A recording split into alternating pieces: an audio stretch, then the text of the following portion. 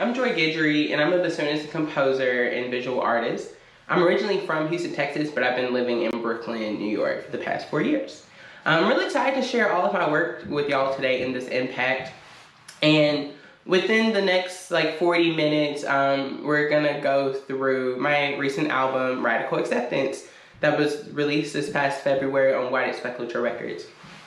Radical acceptance is a term that is used a lot in therapy to essentially radically accept things, things in your life that have really caused a lot of trauma and damage that you really can't do anything about, which, obviously it sucks, but unfortunately we have to work, or I guess also fortunately, we have to kind of pick ourselves up and move on, because life is short, but it's not that short. We're gonna be here for a little bit. So we have to find ways to enjoy all of our time together and within ourselves. So I wanted to find a way to really talk about my process of that within the last couple years. Since the pandemic started in 2020, I've started this process of finding myself and finding happiness and seeing all of my demons. It's not an easy or fun process, but I wanted to find a way to document all of that.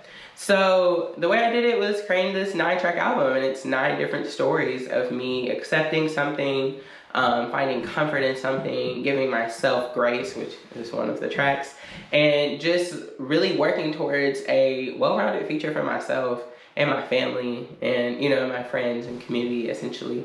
So with all of that, to kind of go a little deeper into all of my work quickly before we keep going into the album, a lot of my works are based in trauma and queerness, being in fat phobia, transphobia, anti-blackness. I like to cover all of those topics because I do believe art can make change and really start conversations and continue conversations and just give new ideas. So I really like to talk about those things in my work and talk about, my past traumas, because I know I don't have necessarily a unique experience, and I like to bring some things to light that can be really hard to talk about, but to make myself feel more seen, so now other people know about this, and people that have also gone through similar things also feel very seen and even maybe comforted. So yeah, and I do all of my music based off of, well, I wouldn't say all the time, but mostly off of graphic notation, which is why I also call myself a visual artist.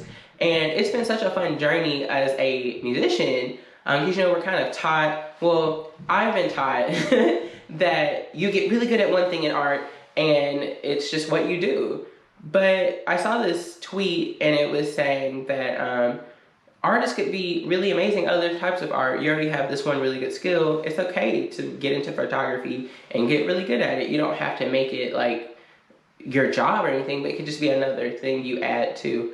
So I started doing that with my graphics course and really drawing and taking it serious, and it's really fun, and I really like what's happened with that and just opening up all these new doors and finding new ways to interpret music and art and everything. So with all of that, I'll now be going into the album. So each track on the album is Just Because I Have a Dick Doesn't Mean I'm a Man, Face to Face, Inner Child, 72 Hours, Down in the Valley, Voices of the Ancestors, How to Breathe While Dying, and Grace. And Why is Toxicity So Yummy? So each of these tracks, like I said, have a different story.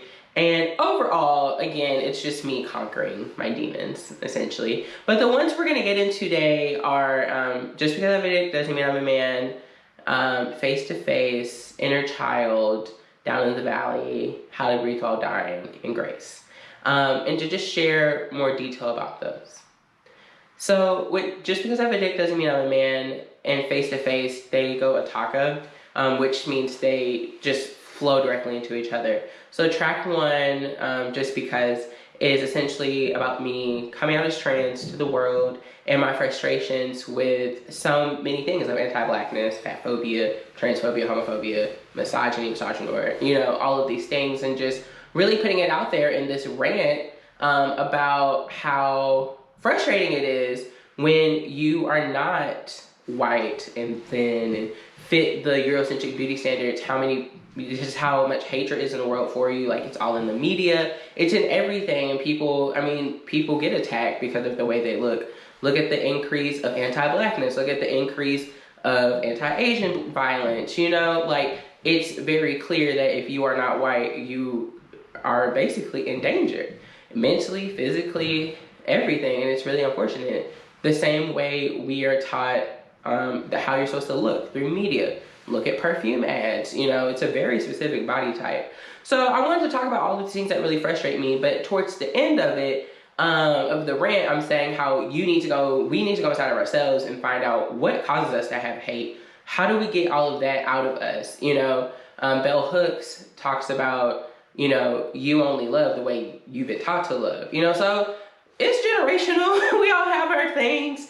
I get it, but it's time for us to go inside of ourselves and get it together. We need to get it together. If we all want to have a better future of, you know, not even just coexisting, because to me coexisting sounds like surviving, but thriving, living together, living just in peace, which I do think we can have. I think it'll take a long time, but we need to go within ourselves and doing the own work on us to be able to even start that process. So that goes into face-to-face, which is just all electronic, and it's all of these spacey sounds that you hear in the first track. And I'm fascinated with outer space. It terrifies me. But you know, sometimes you gotta conquer your fears or whatever. So I really want all of these space kind of sounds, and you'll hear things floating past your ears. It sounds like a rocket, or it sounds like a satellite zooming by, or a comet even. So it really represents actually the universe inside of me.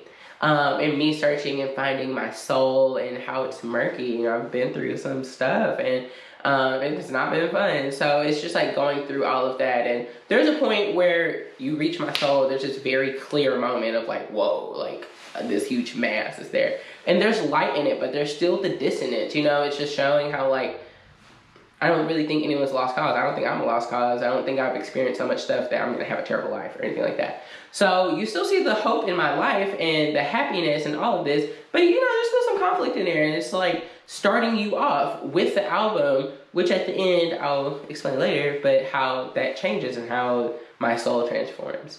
So this is track 1 and 2, and I hope you enjoy them.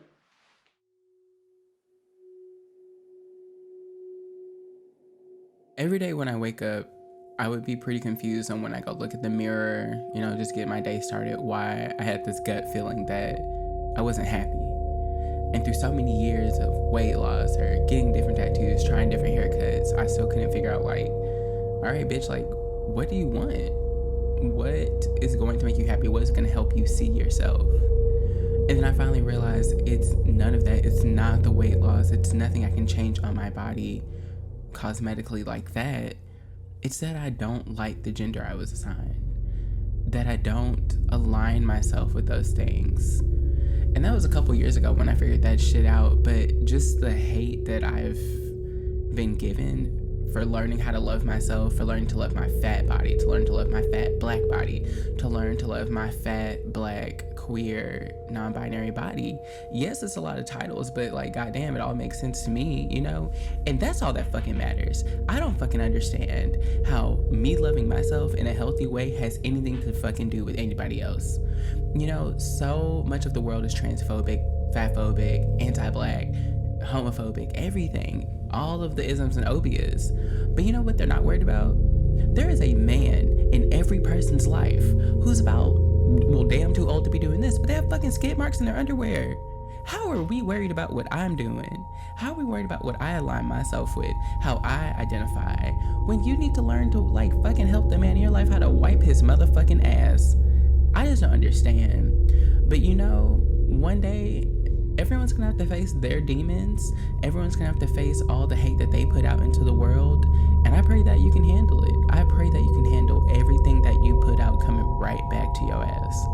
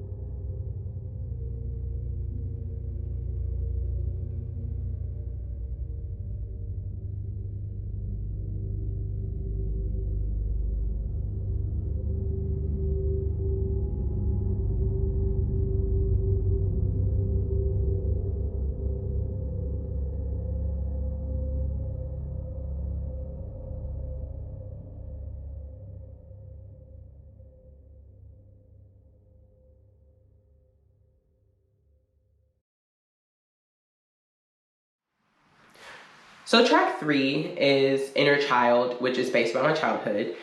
This track was inspired by John Coltrane's Father, Son, and Holy Ghost, which I heard randomly came up on Spotify, and I was captivated. It was just very noisy, it was chaotic, but I heard the message, and I heard all the child tunes and stuff, and I was like, no, this really speaks to me.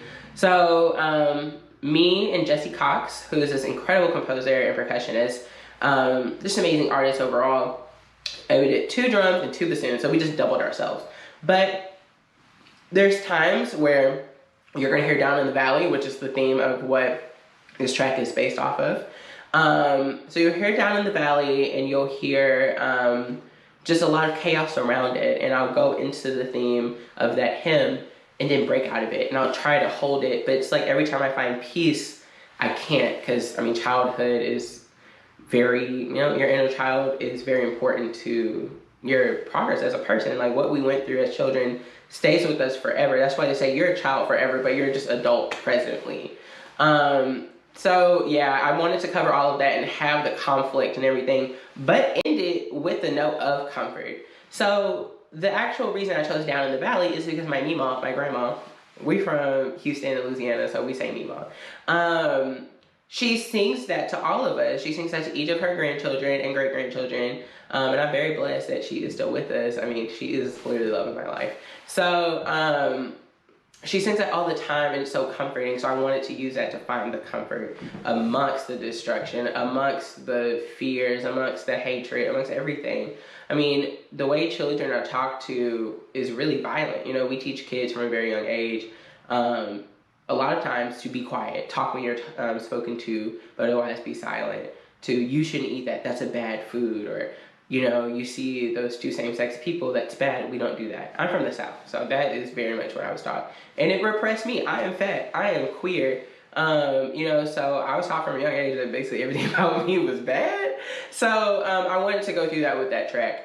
And that goes directly into Down in the Valley, which is a separate track on the album, but it's connects. And it's my grandma, it's my Mima singing. And you'll hear my papa in the back, like, being like, what are you doing? You know, kind of thing, because we didn't fill him in. But he always says things in the background, so I kind of wanted to capture that too. But I wanted to just honor my grandma, because she has been there for me in many, many, many ways.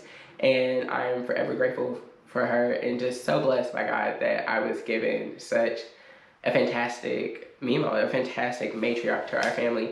And I am definitely a crier, so I'm gonna move on. I will start crying. Because I love my family. I love her and just everything she's provided for us. So I wanted to really honor her and put her on this album and the next one. There's a track on my first EP that's also about her, so clearly it's a theme of love. But so this is Inner Child and Down in the Valley. I hope you enjoy.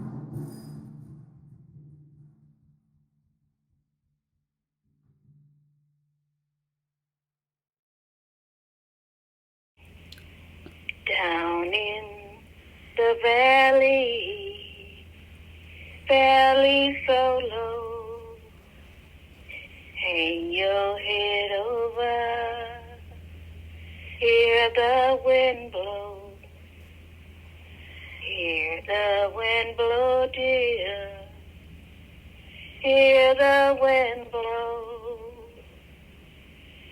hang your head over, hear the wind blow. Down in the valley, valley so low, hang your head over, hear the wind blow, hear the wind blow, dear, hear the wind blow.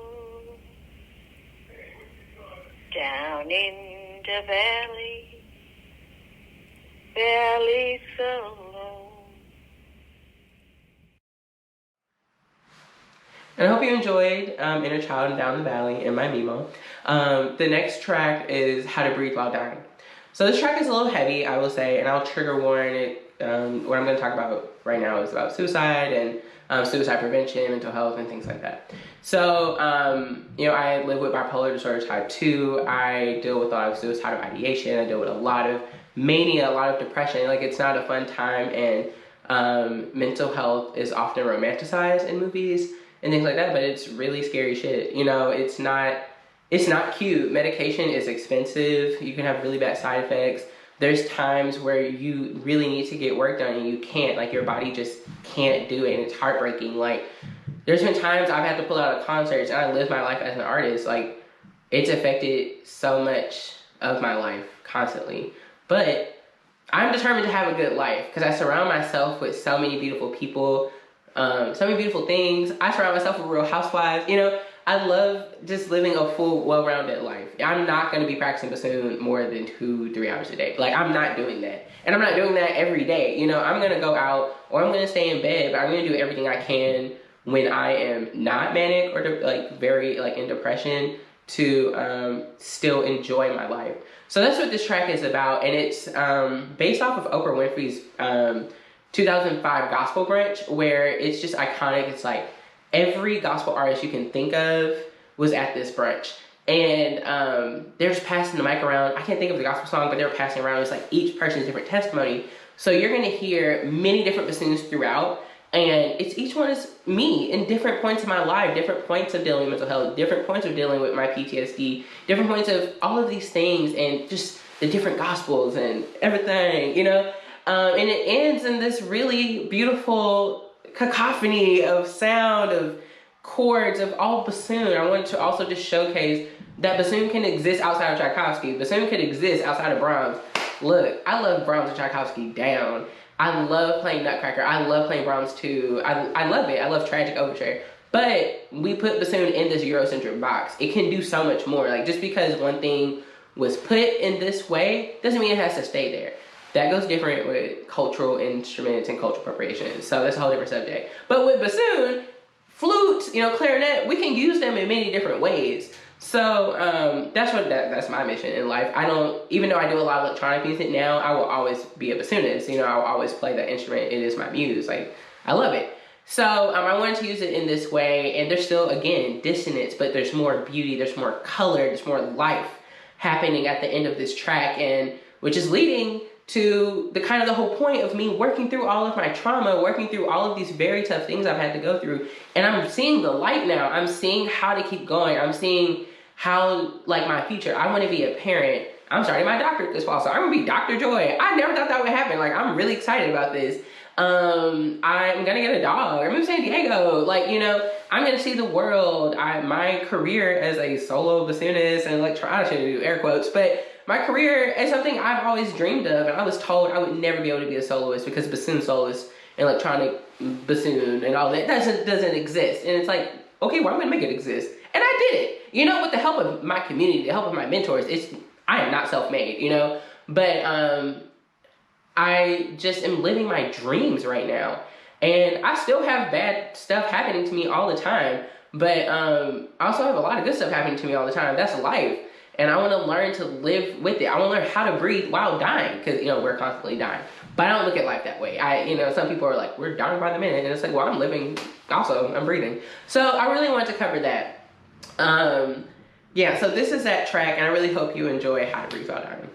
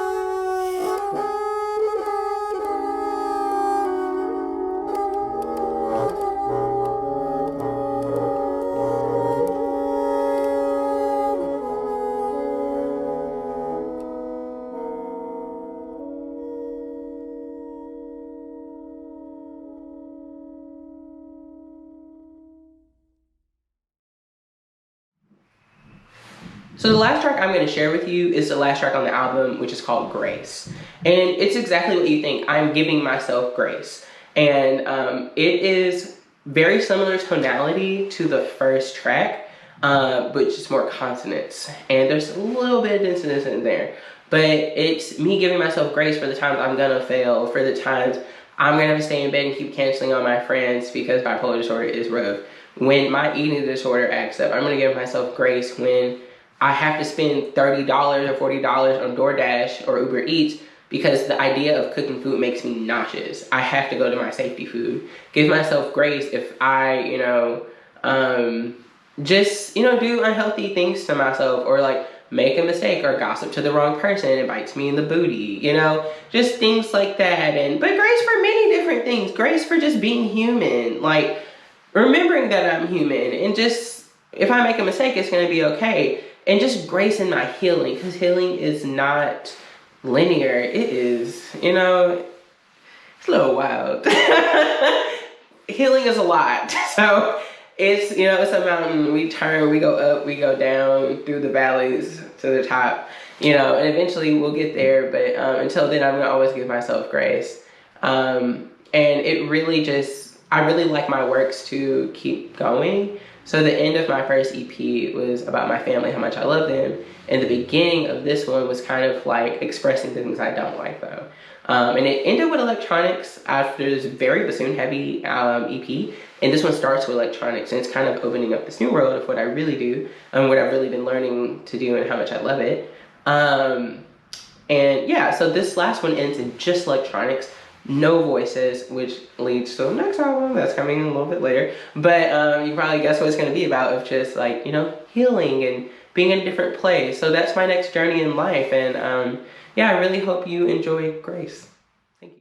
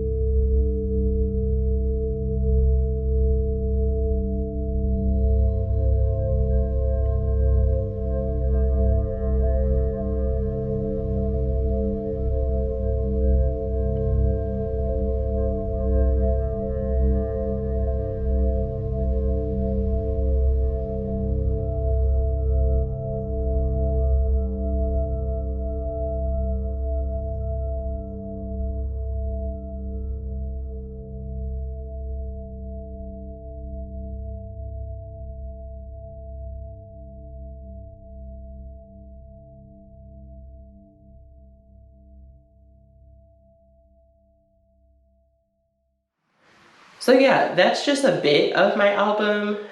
There's many more tracks, many more fun stories, and if you ever see me in person or come to a show or anything, I will talk about all the tracks in detail. But yeah, thank you so much to this organization for giving me the platform to talk about this, and thank you all for watching. And yeah, Radical Acceptance is out there in the world, and I hope you enjoy it. I hope we all find peace during this time. The pandemic is not over, still gotta be safe out here. Wear your mask all the time. So we just have to keep coming together because we live in a really strange time right now and things are really tough. But, you know, I believe one day things will be better, and give yourself grace, give yourself love, give yourself the hugs you've always wanted but never got. Give yourself the apologies that you knew you always deserved but you never got. And all of these things, and, you know, just keep going. Just keep going. And yeah, so I hope you enjoyed this, and yeah, I hope all of you have a great rest of your day. So have a great rest of your day.